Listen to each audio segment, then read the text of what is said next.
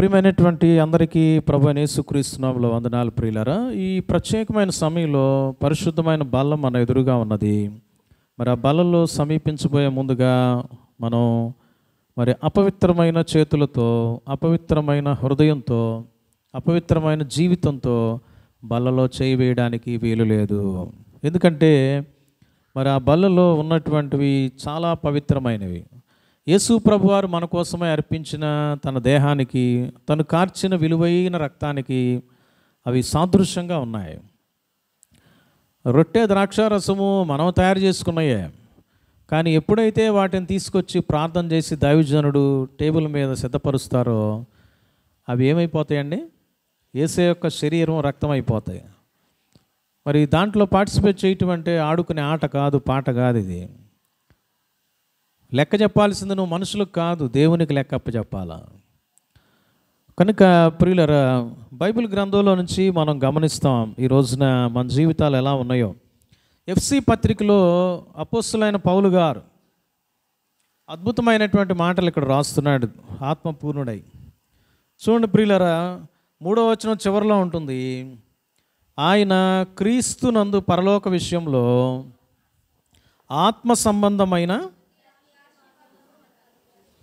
ప్రతి ఆశీర్వాదమును మనకు, అంటే ఈ లోకంలో నీకు నాకు శరీర సంబంధమైన, భౌతిక సంబంధమైన ఆశీర్వాదాల్లో కొరతలు ఉండొచ్చేమో ఏమా, కానీ బైబిల్ సెలవిస్తూ ఉంది క్రీస్తులో అంట ఆత్మ సంబంధమైన పరలోక విషయంలో ఆత్మ సంబంధమైన ప్రతి ఆశీర్వాదం యేసయ్యను నమ్మిన వాళ్ళందరికీ ఇవ్వబడిందంట. చేతుల పైకి తల్లు చెప్దాం అందరూ హల్లెలూయా.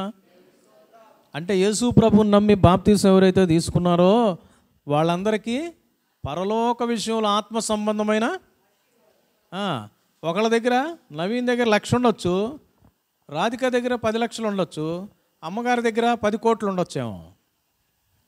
ఇక్కడ తారతమ్యాలు ఉండొచ్చేమో, ఇక్కడ మనం కట్టుకునే బట్టల్లో తేడాలు ఉండొచ్చేమో.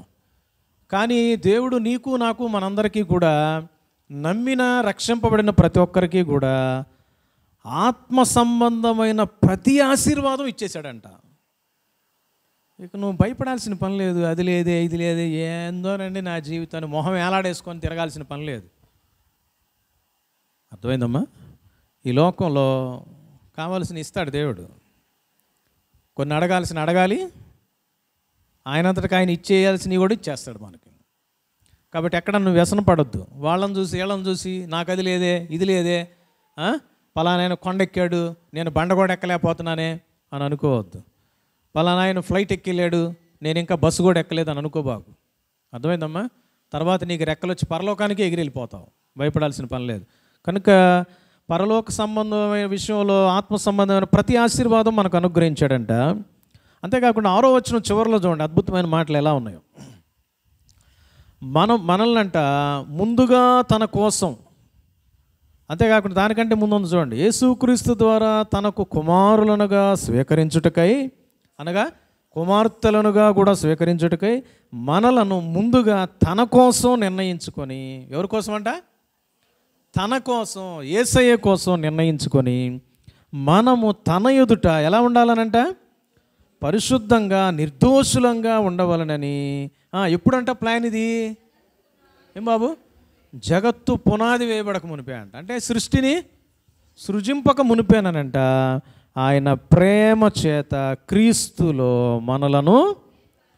ప్రియులరా, ఈ యొక్క ఉదయకాల సమయంలో ప్రభువు మాట్లాడటానికి నాకు ఇచ్చినటువంటి మాటలు ఏంటి? ఉదయకాలం కొరకు నేను ప్రార్థన చేస్తున్నప్పుడు అంటే, దేవుని యొక్క గొప్ప ఏర్పాటు క్రీస్తులో నిన్ను నన్ను మనల్ని ఏర్పాటు చేసుకున్నాడు, ప్రేమ చేత ఏర్పాటు చేసుకున్నాడు, జగత్తు పునాది వేయబడక మునిపే ఏర్పాటు చేసుకున్నాడు అనేటువంటి సత్యాలు మనం ఈ రోజున గమనిస్తాం. 3 ప్రాముఖ్యమైన విషయాలు చాలా క్లుప్తంగా తెలుసుకొని మనం బల్లలో చేయి వేస్తాం. మొట్టమొదటిగా చూస్తాం ప్రియులరా, అపోస్తల కార్యాల గ్రంథం 2వ అధ్యాయం. అపోస్తల కార్యాల గ్రంథం 2వ అధ్యాయం. అపోస్తల కార్యాలు 2వ అధ్యాయం 37-38 వచనాలు చదువుకుందాం. చదవం.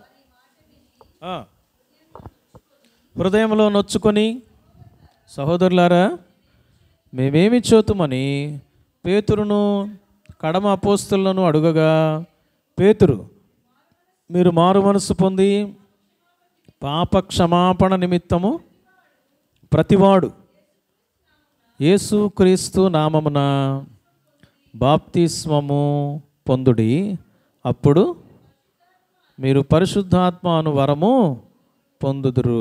ప్రియులరా, మరి దేవుడు ఎంత గొప్పగా క్రీస్తులో మనల్ని ఏర్పాటు చేసుకున్నాడు అనే విషయం ఇక్కడ అనేక మంది జనులు, మరి ఇశ్రాయేలీయులకు సంబంధించినటువంటి వారు కానీ, ఆయా గ్రూపులకు సంబంధించినటువంటి అన్యులు కానీ మనం కనుక గమనిస్తూ ఉన్నట్లయితే, ప్రియమైనటువంటి వాళ్ళరా, ఆయా ప్రదేశాల్లో మరి ఉన్నటువంటి యూదులు, భక్తి కలిగినటువంటి యూదులు అందరూ కూడా ఆయా ప్రదేశాల్లో జీవిస్తూ ఉన్నారంట.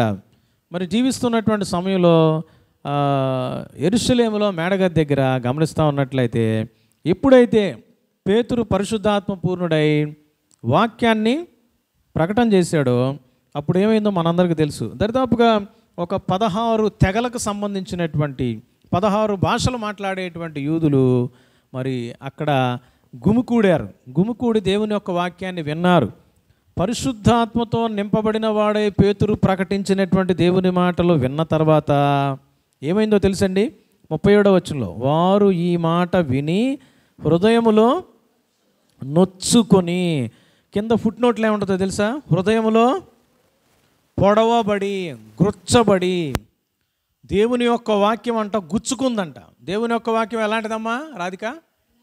2 అంచులు గల ఖడ్గం. 2 అంచులు గల ఎటువంటి వాడి అయిన ఖడ్గం కంటే మరి పదునుగా ఉంటుంది ప్రియులారా. అంత పదునైనటువంటిది అనమాట. అది ఏం చేస్తుందండి? గుచ్చుకుంటుందంట. గుచ్చుకుంటుంది. మనం కొన్ని సంవత్సరాలుగా వాక్యాలు వింటున్నాం. ఎంతమందికి గుచ్చుకొని జీవితం మారింది, ప్రవర్తన మారింది. కొన్ని విషయాల్లో స్థిర నిర్ణయాలు తీసుకొని నిర్ణయానికి కట్టుబడి జీవిస్తున్నాం. అబద్ధాలు ఆడకూడదు, నిలబడ్డావా? మోసం చేయకూడదు, నేను నష్టపోయినా పర్వాలా, నిలబడ్డావా? ప్రార్థన మానకూడదు, నిలబడ్డావా? ప్రభువుకి ఇవ్వాల్సినటువంటి నా 10వ భాగం ప్రభువుకి ఇచ్చేయాల్సిందే, కష్టమైన నష్టమైన. నాకు 10 రూపాయలే వచ్చింది, రూపాయి దేవుడికి ఇచ్చేస్తా. 10 లక్షలు వచ్చింది, 1,00,000 దేవుడికి ఇచ్చేస్తా. కమిట్మెంట్ ఉందా? వాక్యం గుర్చబడిందా? ఎన్నో వాక్యాలు వింటున్నావు, ఎన్నోసార్లు వింటున్నావు, నాకు కాదులే అని చెప్పేసి పక్కకు తొలగి పక్కన వాళ్ళకి ఇచ్చేస్తున్నావు వాక్యాలని. ప్రియులరా, పరిశుద్ధాత్మ పూర్ణుడై పేతురు ప్రసంగం చేసినప్పుడు అక్కడ ఉన్నటువంటి వ్యక్తులందరూ కూడా విన్నారు, విని రెస్పాండ్ అవుతున్నారు. ఆ వాక్యాలు వాళ్ళకి పొడవబడ్డాయంట. వాళ్ళు వచ్చేసి పేతురు దగ్గరికి, కడమ అపోస్తలుల దగ్గరికి వచ్చి అడుగుతున్నారు. ఈ మాట విని, ఏ మాట విన్నారండి? ఏం మాటో తెలుసా ప్రియులారా? పేతురు యొక్క మొట్టమొదటి ప్రసంగం అంతట్లో గమనిస్తూ ఉన్నట్లయితే అద్భుతమైనటువంటి ఒక మాట వాళ్ళందరినీ కూడా గుచ్చేసిందండి. ఏంటో తెలుసా? అది నేను గమనించా. ప్రియులారా, 23వ వచనం చదవండి అమ్మ. 2వ అధ్యాయం. దేవుడు నిశ్చయించిన సంకల్పమును ఆయన భవిష్యత్ జ్ఞానమును అనుసరించి అప్పగించబడినటువంటి ఈయనను మీరు దుష్టుల చేత సిలువ వేయించి, 24వ వచనం, మరణము ఆయనను బంధించి ఉంచుట గనుక దేవుడు మరణ వేదనలు తొలగించి యేసు ప్రభు అనే వ్యక్తిని మీరందరూ కానీ, మీ పూర్వీకులు కానీ, మీ వాళ్ళందరూ కానీ కలిసి చంపేశారు. ఆయన కేవలం మనిషి అనుకున్నారేమో మీరు. ఆయన కేవలం ఒక వ్యక్తి అని దేవుణ్ణి దూషిస్తున్నాడని అనుకున్నారేమో. కానీ దేవుడు కుమారుడుగా ఈ లోకానికి వచ్చినటువంటి నిజమైన ప్రభువు, నిజమైన దేవుడు ఆయనేరా బాబు. ఆయన మీరు చంపామనుకుంటున్నారు, కానీ ఆయన దేవుడై ఉన్నాడు కనుక మరణం ఆయన్ని బంధించి ఉంచలేకపోయింది. మరణం నుంచి తిరిగి లేచినటువంటి వాడు సజీవుడు, మరణంపై అధికారం కలిగినటువంటి వాడు యేసు ప్రభు అనే మాట వాళ్ళని గుచ్చింది. 17వ వచనం. ప్రియులారా, దావీదు ద్వారా ప్రవచించబడిన మాటను మరి పేతురు అక్కడ ప్రస్తావించాడు. నీవు నా ఆత్మను పాతాళములో విడిచిపెట్టవు, నీ పరిశుద్ధుని కుళ్ళు పట్టనీయవు. అర్థమైందమ్మా? యేసు ప్రభు వారు చనిపోతే ఆయన శరీరం కుళ్ళిపోలా, పాడైపోలా. అర్థమైందమ్మా? 3వ దినాన ఆయన తిరిగి లేచేశాడు. ఆయన తిరిగి లేచేశాడు. ప్రియమైనటువంటి వాళ్ళరా, ఆయన పాతాళంలో ఆయన యొక్క శరీరాన్ని విడిచిపెట్టలేదు. మరొక మాట వాళ్ళని గుచ్చింది ఏంటో తెలుసమ్మా ప్రియమైన వాళ్ళరా? 32వ వచనం చూడండి, ఏం రాయబడిందో. ఈ యేసును దేవుడు లేపెను, దీనికి మేమందరము సాక్షులము. 36వ వచనం, మీరు సిలువ వేసిన ఈ యేసునే దేవుడు ప్రభువుగాను క్రీస్తుగాను. ప్రియులరా, దేవుడు అంటే ఎరగనటువంటి వాళ్ళకి, అన్యులైన వారికి, క్రైస్తవేతరులు అయినటువంటి వాళ్ళకి సువార్త నీవు నేను చెప్పాల్సింది అతి ప్రాముఖ్యమైనటువంటి ఒకే ఒక్క విషయం ఏంటో తెలుసమ్మా? యేసు ప్రభు మన కోసం చనిపోయాడు. ఆయన మరణాన్ని గెలిచి ప్రపంచంలో చచ్చిపోయి బ్రతికిన దాఖలాలు లేవు. ఒకవేళ చావు దాకా వెళ్ళి చావులోకి వెళ్ళకుండా బ్రతికిన వాళ్ళు ఉన్నారేమో, కానీ తర్వాత మళ్ళీ వాళ్ళు చనిపోయారు. చావు దాకా వచ్చి చచ్చిపోయి బ్రతికి మళ్ళీ చచ్చిపోయాడు లాజరు ఉన్నాడు ఇప్పుడు. కానీ యేసు ప్రభు వారు నిరంతరం బ్రతికే ఉన్నాడు. ప్రియమైనటువంటి వాళ్ళరా, యేసు ప్రభు వారు దేవుడై ఉండి చనిపోవడమే కాకుండా మరణాన్ని గెలిచి తిరిగి లేచి 40 దినాలు భూమి మీద తాను ప్రకటించుకొని పరలోకానికి వెళ్ళి మన కోసం స్థలం సిద్ధపరుస్తున్నాడు. అతి త్వరలో మన కోసం ఈ భూమి మీదకి రానై ఉన్నాడు, తనతో పాటు తీసుకొని వెళ్ళటానికి. ఏం బాబు ఉదయ్, అంతేనా? మరి మీ ఇంట్లో వాళ్ళందరిని సిద్ధం చేయవా? ఏమ్మా, మన ఇంట్లో వాళ్ళందరిని సిద్ధం చేయొద్దా? వాళ్ళందరూ ఎట్టపోయినా పర్లేదా? ఈ లోకంలో తల్లిగా, అన్నగా, చెల్లిగా, అక్కగా, వదినిగా ఎంతో నువ్వు ప్రేమ కలిగి బాంధవ్యాలు కలిగి ఉన్నావే, వాళ్ళందరూ రేపొద్దున విడిచిపెట్టబడితే నువ్వేమో దేవుడి దగ్గరికి వెళ్తున్నావు, మిగిలిన వాళ్ళందరూ నరకానికి వెళ్ళిపోతుంటే నీకు సంతోషమా? భయం లేదా? నీ కనీసం సూదిలా కూడా గుచ్చుకోవట్లేదా? చీమ గుట్టినట్టు కూడా లేదా? ఈ మాటలు ప్రకటించినప్పుడు ప్రియులరా, అక్కడున్న ప్రజలు 3,000 మంది, ఒకళ్ళిద్దరు కాదండి, హృదయంలో ఏమైందంటమ్మా? మన హృదయాలు రాతివైపోయినాయి. ప్రభువుని నమ్మినటువంటి మన హృదయాలే కదిలింపబట్టలా. మరి వాత వేయబడిన మనస్సాక్షిలోకి వెళ్ళిపోతున్నామేమో. ప్రార్థన చేయడానికి రండమ్మా అంటేనే మనం కదలలేకుండా 100 సాకులు చెప్పి, నాకు బీపీ అంటున్నారు, కొంతమంది షుగర్ అంటున్నారు, నేను నడవలేను అంటున్నారు. ఏమ్మా, ఎంత దూరమైనా పోయి ఎక్కడికైనా ఊర్లు పోయి తిరిగి వస్తామే ఎండల్లో కూడా. పెన్షన్ల కోసం బాగా దూరాలు భారాలు అన్నీ తిరిగి వచ్చేసేసి పెన్షన్లు తీసుకొని రాట్లా. మొన్నటిదాకా సచివాలయం సిబ్బంది ఇంటికి వచ్చి ఇస్తున్నప్పుడు తెలియలా, ఇప్పుడు వీళ్ళ పోయి తెచ్చుకుంటుంటే అర్థమైపోయింది కదా మనుషులకి. అయినా లెక్క చేయకుండా ఎండలో పోయి తీసుకొని వస్తున్నామే. దేవుని మందిరానికి 4 అడుగులు వేసి మందిరంలోకి రాలేవా? ఇక నీకేం గుచ్చుకుంటుంది వాక్యం? వీళ్ళారా, ఎక్కడున్న 3,000 మంది అడిగారంట, ఏం చేయాలి మేము? యేసు ప్రభు నామం ముందు విశ్వాసం ఉంచి బాప్తీసం తీసుకోండి, అప్పుడు పరిశుద్ధాత్మ అనే వరం పొందుకుంటారు. వాళ్ళందరూ 3,000 మంది ఎట్ టైం అక్కడే బాప్తీసం తీసుకున్నారు. యేసు ప్రభు నువ్వు నమ్మినటువంటి నీవు కొన్ని సంవత్సరాల టైం కావాలి నీకు, ఎప్పుడు చచ్చిపోతావో తెలియదు. ప్రభువు నమ్మినటువంటి నపుంసకుడు అప్పటికప్పుడే బాప్తీసం తీసుకున్నాడు. వాక్యం పొడవబడినటువంటి వారై 3,000 మంది అక్కడికక్కడే మరి అపోస్తలుల చేత బాప్తీసాలు తీసేసుకున్నారు. వాళ్ళందరూ ఏం చేస్తున్నారంట? అపోస్తలుల కార్యం 2వ అధ్యాయం 42వ వచనం, వీరు అపోస్తలుల బోధ యందు, సహవాసమందు, రొట్టె విరుచుటి యందు, ప్రార్థన చేయటి యందు ఎట్లా ఉన్నారంట బాబు? అప్పుడప్పుడు ఉన్నారండి. రాయలా, టైం ఉన్నప్పుడు వస్తా, పాస్టర్ గారు ఫోన్ చేసినప్పుడు ఆలోచించి వస్తా, కొన్నిసార్లు పాస్టర్ గారు ఫోన్ చేసినా కట్ చేస్తా, అసలు ఎత్తను ఫోను, చూసుకోలేదని చెప్తా అనే పరిస్థితి లేదు. ఆడ ఫోన్లు లేవు, ఏమీ లేవు, ఇంటిమేషను. ఎడతెగక ఉన్నారంట. ఎడతెగక ప్రభు యొక్క ఏర్పాటులోనికి వచ్చేశారు.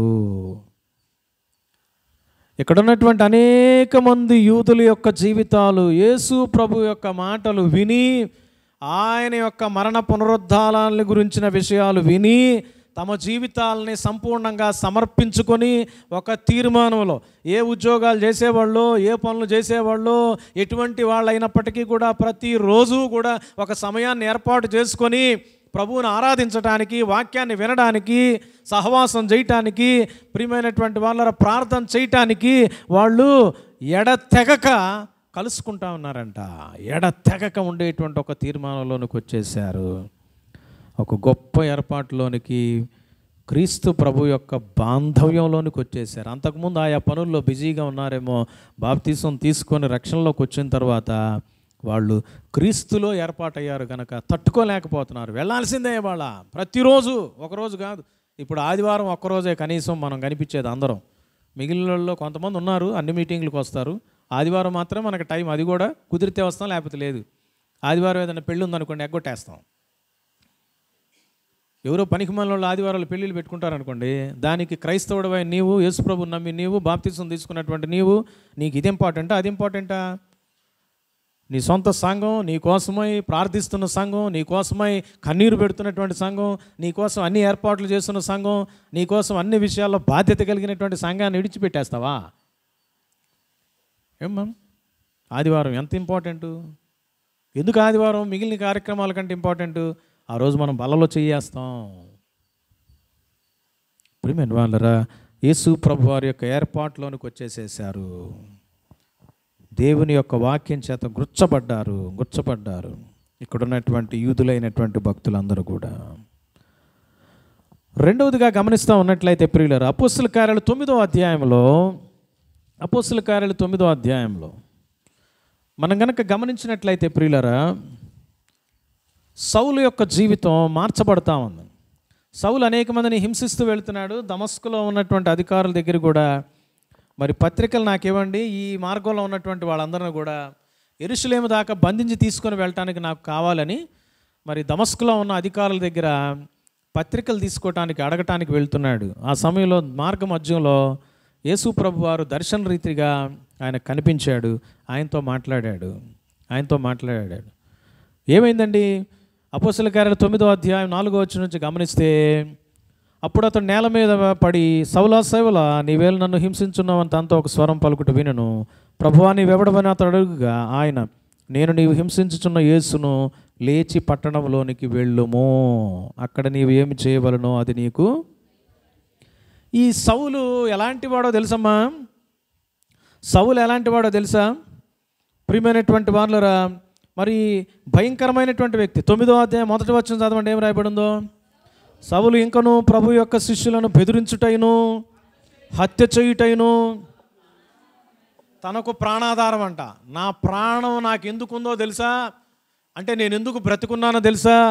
యేసు ప్రభు మార్గంలో ఉన్న వాళ్ళని కొట్టడం, తిట్టడం, బంధించడం, చంపేయటం. అందుకోసమే నేను పుట్టా. నా పుట్టుక యొక్క సార్థకం ఏంటో తెలుసా?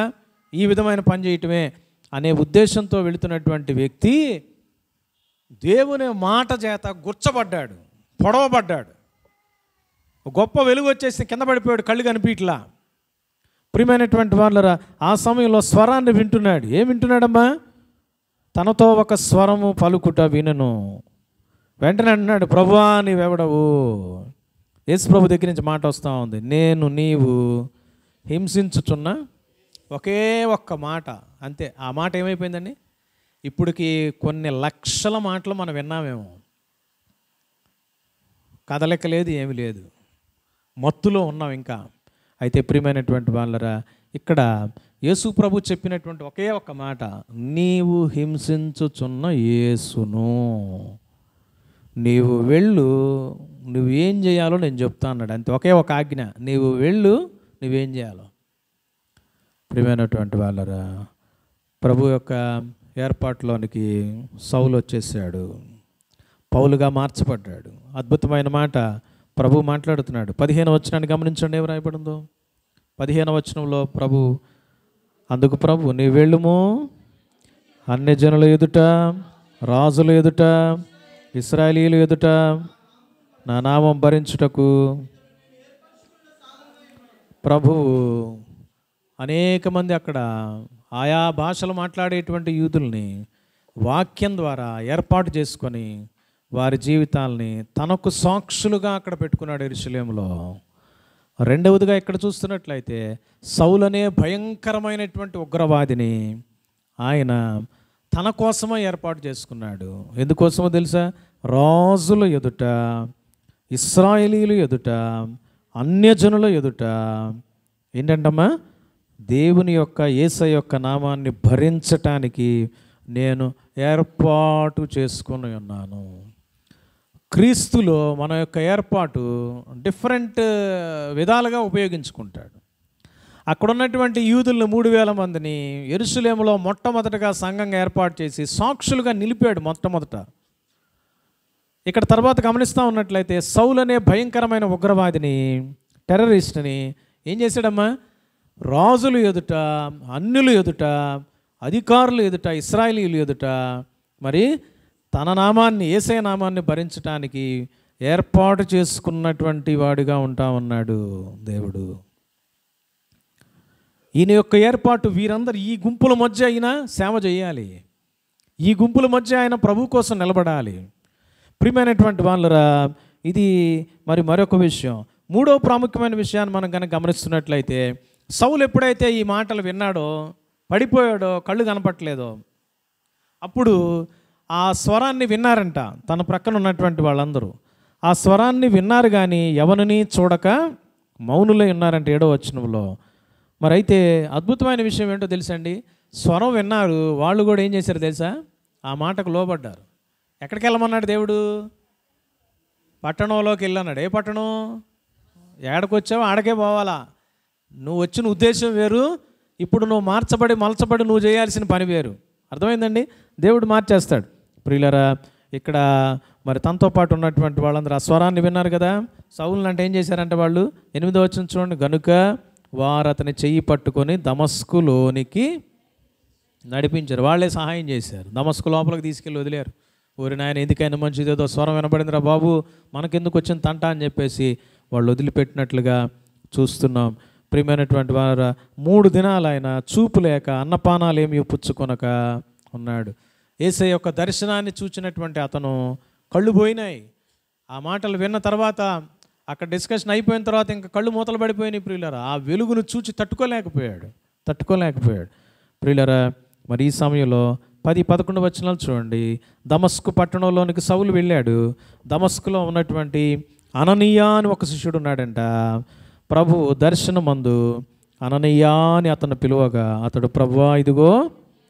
అందుకు ప్రభు, నీవు లేచి తిన్నని దనబడిన వీధికి వెళ్ళి యోదాను వాని ఎంట తారుసువాడైన సౌలు అని వాని కొనకు విచారించు. ఇదిగో అతడు. యేసు ప్రభు వారు అన్నీ చెప్పేసేసాడు. పలానా చోట సౌలు అనేవాడు ఉన్నాడయ్యా, ఆయన దగ్గరికి వెళ్ళి నువ్వు మరి వెళ్ళాలి. ఇదిగో అతడు ఏం చేస్తున్నాడు తెలుసా? ప్రార్థన చేస్తున్నాడు అనే విషయం కూడా చెప్పేస్తే అప్పటికి కూడా అననీయ నమ్మక మరి ఇంకా చెప్తున్నాడు 12వ వచనంలో ప్రభు, అతడు అననీయ అని ఒక మనుష్యుడు లోపలికి వచ్చి తాను దృష్టి పొందినట్లు తల మీద చేతులు ఉంచుట చూచి ఉన్నాడు. కళ్ళు మూతలు పడ్డాయి కానీ దర్శనం వస్తూ ఉంది. ఎవరికి దర్శనం? ఎవరికి వచ్చిందమ్మా? అననీయాకు వచ్చిందా? సౌలుకి వచ్చిందా? సౌలు చూస్తున్నాడని చెప్తున్నాడు దేవుడు. చెప్తున్నాడు ఎవరితో? అననీయాతో చెప్తున్నాడు. ఎన్ని మాటలు చెప్పాడు కదా దేవుడు. వెంటనే చూడండి ప్రియులరా, 13వ వచనంలో అననీయ అంటున్నాడు, ప్రభువా ఈ మనుష్యుడు యెరూషలేములో నీ పరిశుద్ధులకు ఎంతో కీడు చేసి ఉన్నాడని ఇక్కడను నీ నామాన్ని బట్టి, అనగా దమస్కులో కూడా నీ నామాన్ని బట్టి ప్రార్థన చేసే వారందరినీ బంధించడానికి ప్రధాన యాజకుల వల్ల అధికారం పొంది ఉన్నాడని ఉత్తరం ఇచ్చాను. అప్పుడు ప్రభు అంటున్నాడు 15వ వచనం, అందుకు ప్రభు, నీ వెళ్ళుము, నేను ఆయన ఏర్పాటు చేసుకొని ఉన్నా. సౌలుని ఏర్పాటు చేసుకున్నాడు, బాగానే ఉంది. 3వది చివరిది ఏంటో తెలుసండి, అననీయాను కూడా ప్రభు ఏర్పాటు చేసుకున్నాడు. ఎందుకో తెలుసా? అననీయాకు అప్పచెప్పబడినటువంటి పని వేరు, సౌలుకు అప్పచెప్పబడినటువంటి పని వేరు. మొట్టమొదటిగా ప్రభువు నమ్మినటువంటి 3,000 మందికి అప్పచెప్పబడినటువంటి పని వేరు, అపోస్తలులకు అప్పచెప్పబడినటువంటి పని వేరు. ఏమండి, ఈ లోకంలో ఆయా పనులు చేసి ఆయా వృత్తులు చేసేటువంటి మనుషులు ఉన్నారు. అందరిది ఒకే వృత్తి కాదు, అందరిది ఒకే పని కాదు. అందరూ పాస్టర్లు ఎవరు, అందరూ డాక్టర్లు ఎవరు, యాక్టర్లు ఎవరు. ప్రియమైనటువంటి వాళ్ళరా, నీ జీవితంలో దేవుని యొక్క ఏర్పాటు ఏంటో ముందు నువ్వు క్రీస్తులోకి వచ్చేసేయాలి. క్రీస్తులోనే ఉండాలి. ప్రేమ చేత ఆయన క్రీస్తులో పరలోక విషయంలో అన్ని ఆశీర్వాదాలు ఇచ్చి జగత్తు పునాది వేయబడక మునిపే నిన్ను ఏర్పాటు చేసుకున్నాడు. ఈ రోజుకి కూడా ఆయన ఏర్పాటు ఏంటో నీకు అర్థం కాలేదా? ఆయన ఏ పని చేయడం కోసం నిన్ను ఏర్పాటు చేసుకున్నాడు?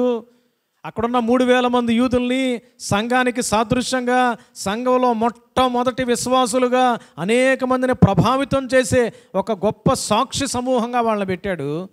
ఇక్కడ సౌలు అనేటువంటి ఉగ్రవాదిని మరి ప్రియమైనటువంటి వాళ్ళరా రాజుల ఎదుట, అన్యజనుల ఎదుట, ఇశ్రాయేలీయుల ఎదుట సాక్షిగా ఉండే నిమిత్తం ఏర్పాటు చేసుకొని నిలిపాడు. అననీయానైతే సౌలు అనేటువంటి వ్యక్తి యొక్క జీవితంలో ఏమండి తనకు ప్రార్థన చేసి తన కళ్ళు తెరిపించటానికి ఒక చిన్న పని కోసం ప్రభు వాడుకున్నాడు. నిన్ను నన్ను ఒక చిన్న పని కోసం వాడుకోవచ్చమ్మా, ఒక పెద్ద పని కోసం వాడుకోవచ్చు. అది ఆయన ఇష్టం, ఆయన ఇష్టం. పెద్ద పనులు చేసే వాళ్ళని చూసి, పెద్ద పెద్ద చర్చిలను చూసి, మరి పులిని చూసి నక్కవాతలు పెట్టుకున్నట్లుగా వాళ్ళని ఏళ్ళను చూసి నువ్వు తొందరపడి చేసే పని కాదు. నిన్న జాన్ స్టీఫెన్ గారని ఒక మిషనరీ వచ్చాడు. మా అక్క బావగారు కూడా చర్చి పని జరుగుతూ ఉంటే చూద్దామని వచ్చారు. సరే గబగబా 5 గంటలకు నేను బయలుదేరి వస్తే జాన్ స్టీఫెన్ గారు missionary, FMPB friends missionary prayer band అని మన భారతదేశంలో అద్భుతంగా సేవా పరిచయం చేస్తున్న సంస్థ, దాని హెడ్ అన్నమాట ఇక్కడ నెల్లూరులో. ఆయన వచ్చాడు. ఆయన వచ్చిన వెంటనే ఆ విశాలమైనటువంటి ఆ ఏర్పాటు అంతా చూసి, సార్ అయ్యగారు, మన ఈ యొక్క కాలనీలో ఉన్నటువంటి ఇశ్రాయేలు పాస్టర్ గారి యొక్క చర్చికి ధీటుగా మీరు కూడా ప్రారంభించినట్టున్నారే అన్నాడు. అనగానే జస్ట్ నేను నవ్వా. సమయం వచ్చినప్పుడు కదా మనం చెప్పాల్సిన విషయం. మరి అంతా అయిపోయింది, వెళ్ళిపోయే మూమెంట్లో ఆయనకి చెప్పాను, సార్ మందిరం అనేది మరి అంతకు ముందున్న చిన్న మందిరం మాకు చాలు. ఆ మందిరంలో మేము ఆరాధన చేస్తా నీటికి వెళ్తున్నాం. 10 ఏళ్ళు అయిపోయింది. మేము అసలు ఇంకా స్థలం కోసం ప్రార్థన చేసి కూడా ఆగిపోయాం. 8 ఏళ్ల తర్వాత మాకు ఎదురుగా ఉన్న స్థలాన్ని ఇచ్చాడు, రోడ్డుకి ఎదురుగా ఉన్నటువంటి దాన్ని కూడా ఇచ్చాడు. మందిరం దగ్గరికి మేము ఫస్ట్ వచ్చినప్పుడు ఆ ప్రదేశంలో మొత్తం పాడుబడిపోయినటువంటి పరిస్థితి అండి. బయటికి అక్కడికి మా చర్చి దాటి వెళ్ళటానికి అన్ని ముళ్ళకంపలే, అంత మురుగు. అలాంటిది నిషేధించిన రాయి తలకు మూలరాయి అయినట్టు దేవుడు చేసేసి ఈ రోడ్డునే మెయిన్ చేసి పడేశాడు దేవుడు. అది మా ఆలోచన కాదు. మరి నేను ఎప్పుడు కూడా పలానోళ్ళు పెద్ద మందిరం కట్టారు, పలానాయన అట్ట చేస్తున్నాడు ఇట్ట చేస్తున్నాడు అని వాళ్ళ నీళ్ళను చూసి వాతలు పెట్టుకునే మనస్తత్వం నాది అసలు కాదు. అసలు అంతకుముందు ఉన్న మందిరంలో అక్కడున్న దైవ సేవకుడి దగ్గర, ఆయన దగ్గర కాళ్ళ దగ్గర పడి ఉండి సేవ చేసుకుంటూ వెళ్ళిపోదాం, లైఫ్ లాంగ్ ప్రభు చిత్తం అదే అయితే అనేటువంటి ఆలోచన నాది. కానీ ప్రభు యొక్క ఏర్పాటు డిఫరెంట్గా ఉంది. ప్రార్థన చేస్తూ వచ్చాను, ప్రభు నీ చిత్తం ఏంటి, ఎందుకు స్థలం ఇచ్చారు మాకు ఇక రాదులే అనుకున్నప్పుడు అది ఇక్కడున్న పెద్దలతో మాట్లాడించి స్థలం ఇప్పించారు. ఎందుకు ఇప్పించారు, ఏంటి నీ ఉద్దేశం, ఏంటి నీ ఆలోచన అని ప్రార్థన చేస్తూ వచ్చాము. ప్రభువు నడిపింపిస్తూ ఉన్నాడు. అందరికీ ఆశ ఉండింది మందిరం కట్టుకోవాలని. కానీ డబ్బులేమి లేనప్పుడు ఎలా కట్టాలి? డబ్బులన్నీ సమకూర్చుకొని మందిరం పనిలోకి దిగాలా? లేదు. మరి మా మేడం గారు 2 లక్షలు ఇస్తానని ముందుకు వచ్చింది. ఆ సమయంలో ధైర్యం వచ్చి ముందుకి మరి నడవడానికి వచ్చాం. కానీ మళ్ళీ ఒక ఆలోచన వచ్చింది, ప్రభు చిత్తం ఏంటి అనేది. 2 వారాలు నేను కనిపెట్టి, ఏమండి ఇప్పుడు అందరూ కడదాం ఓకే అని అందరూ ముందుకు వచ్చేయచ్చు. రేపొద్దున పని స్టార్ట్ అయిన తర్వాత అందరు వెనక్కి వెళ్ళారు అనుకోండి, అది మరి రేపొద్దున నేను సమాధానం చెప్పుకోవాలి సేవకుడుగా. కాబట్టి నేను ప్రార్థన చేస్తూ వచ్చాను. ప్రభు నాతో 2 సార్లు ఉపవాసం ఉండి ప్రార్థన చేస్తే కొన్ని మాటల ద్వారా మాట్లాడాడు. ప్రభువు మాటను పట్టుకొని ఆయన ముందుకు వెళ్ళమన్నాడు గనుక, కట్టుబడి విషయమై ముందుకు వెళ్ళమన్నాడు గనుక స్టెప్ తీసుకున్నాము. 2 లక్షలతో ప్రారంభించబడింది. ప్రస్తుతానికి 8,50,000 దాటింది. 8,80,000 దాకా ఖర్చు అయింది సార్. ఇక ముందు రూపాయి లేదు, ఎలా ఉంటుందో తెలియదు, ముందుకు వెళ్తున్నాం అని నేను చెప్పాను. ప్లస్ ఇంకోటి ఆయనకి చెప్పినటువంటి విషయం ఏంటి అని అంటే, మా దగ్గర ఇప్పుడున్నది వచ్చేవాళ్ళు అందరూ కలిస్తే ఒక 60 మంది, మ్యాక్సిమం పిల్లలు అందరితో కలిపితే 70 లోపు ఉంటారు. ఇంతమంది మరి 250 నుంచి 300 మంది కూర్చునే కెపాసిటీ కలిగినటువంటి పెద్ద మందిరం ప్రభువు ఇస్తున్నాడు అని అంటే నాకు ఆశ్చర్యం వేసింది. ఎందుకు ఇస్తున్నాడని ఆలోచన చేసినప్పుడు సంఘానికి కూడా 2-3 వారాలుగా చెప్తూ వస్తున్నాను, అంతమందిని మన చుట్టూ ఉండేటువంటి అనేక మంది అన్యులను ప్రభు మందిరంలో చూడాలని ఇష్టపడుతున్నాడు. వారందరి జీవితాలు మార్చాలి, మలచబడాలి అనే ఉద్దేశం. పెద్ద మందిరం కట్టుకొని జపం చేసుకుంటా, చప్పట్లు కొట్టుకుంటా, డ్యాన్స్లు వేసుకుంటా, ఏమండి ఎంజాయ్ చేసుకుంటా తిరగటానికి కాదు. ఏమండి పెద్ద పెద్ద బిల్డింగ్లు కట్టుకొని మనం ఏం చేయాలా? మనందరికి ఇల్లు ఉన్నాయిగా ఏమ్మా. కాబట్టి మా అందరికీ కూడా, సంఘానికి, పాస్టర్ గారికి అందరికీ కూడా ఒక గురుతర బాధ్యత దేవుడు పెట్టాడని మాకు అర్థమైంది సార్ అని చెప్పారు. ఆయన కళ్ళు తిరిగిపోయినాయి మొత్తం. ప్రియమైనటువంటి ఆయన చాలా సంతోషంగా దరిదాపుగా 15 నిమిషాలు ఆయన ప్రార్థన చేసి వెళ్ళాడండి. ప్రియమైనటువంటి వాళ్ళ నిజంగా గమనిస్తూ ఉన్నట్లయితే ప్రభువు యొక్క ఏర్పాటు అది చాలా ప్రాముఖ్యమైనది.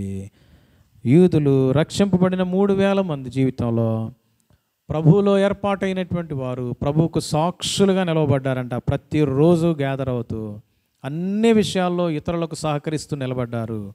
వాళ్ళు ఒక గొప్ప పునాది రాళ్ళుగా, గొప్ప సాక్షి సమూహంగా ఈ రోజుకి కూడా ప్రపంచమంతటా తెలుసుకుంటా ఉన్నారు మొట్టమొదటి చర్చ్ ఎలా ఉందో చూడండి అని. రెండవదిగా మనం ఇక్కడ చూస్తున్నాం, సౌలు అనేటువంటి వ్యక్తి ఎంతో భయంకరమైన టెర్రరిస్ట్ లాంటి వాడు, భయంకరుడు. అతని యొక్క జీవితం మార్చబడింది. దేవుని యొక్క మాటను బట్టి గుర్చబడి అతను తన జీవితాన్ని ప్రభువు కోసమే అర్పణ చేసుకున్నాడు. రాజులు ఎదుట, అన్ని జనులు ఎదుట, ఇశ్రాయేలీలు ఎదుట దేవుడే ఏర్పాటు చేసుకున్న గొప్ప సాధనం అయిపోయాడు. మూడవదిగా సౌలు అనేటువంటి వ్యక్తి పౌలుగా మార్చబడే విషయంలో, సేవకు వచ్చే విషయంలో, రక్షణలోకి వచ్చేటువంటి విషయంలో, అతని కోసం ప్రార్థన చేసేటువంటి ఒక చిన్న పని విషయంలో అననీయ అనేటువంటి భక్తుడిని ప్రభువు వాడుకున్నాడు. ఈ రోజున నా పాత్ర ఏంటి, నా ఉద్దేశం ఏంటి, నా ఏర్పాటు ఏంటి, ప్రభు ఎందుకోసం ఏర్పాటు చేసుకున్నాడు, ఆ ఏర్పాటు తెలుసుకున్నావా? ఇంక నువ్వు తెలియక ఇష్టం వచ్చినట్టుగా నీ పనులు చేసుకుంటూ ముందుకు వెళ్ళిపోతా ఉన్నావు. ఎంతకాలం నీ పనులు చేసుకుంటూ వెళ్ళేది? ఈ రోజు నుంచైనా ప్రభు యొక్క ఏర్పాటులోకి వస్తావా? ప్రభువా, నా ఇష్టం వచ్చినట్టు వెళ్ళిపోతున్నా, నా ఇష్టమైన మార్గంలో వెళ్ళిపోతూ ఎప్పుడో అడప చుట్టపు చూపుగా నీ పని కోసం, నీ సేవ కోసం నేను ముందుకు వచ్చా. కానీ ఈ రోజున నీ సంపూర్ణమైన ఏర్పాటు నేను అర్థం చేసుకోవాలి. నన్ను దర్శించు, నేను ఎలా సాక్షిగా ఉండాలి, ఎలా నీ కోసం పని చేయాలి, ఎలా నీ కోసం ఒక పాత్రగా వాడబడాలి. నేను నీ కోసమై నేను నిలుస్తా, నీ కోసమై జీవిస్తా, నీ కోసమై చస్తా, నీ కోసమై అనేక మందికి వాక్యాన్ని తెలియపరుస్తా అని ఒక తీర్మానం చేసుకుంటూ మన జీవితాలని ప్రభువుకి అప్పచెప్పుకుందాం. తల వంచుదాం. ప్రియమైనటువంటి వాళ్ళరా, ఒక్క నిమిషం మనల్ని మనం పరిశీలన చేసుకుంటూ ఎక్కడ మనం తప్పిపోయాం, ఎక్కడ మనం ప్రభు యొక్క ఏర్పాటు నుంచి దూరం అయ్యాం, ఎక్కడ మనం సాక్షులుగా ఉండకుండా మరి తిరుగుతూ ఉన్నాం, ఒకసారి పరిశీలన చేసి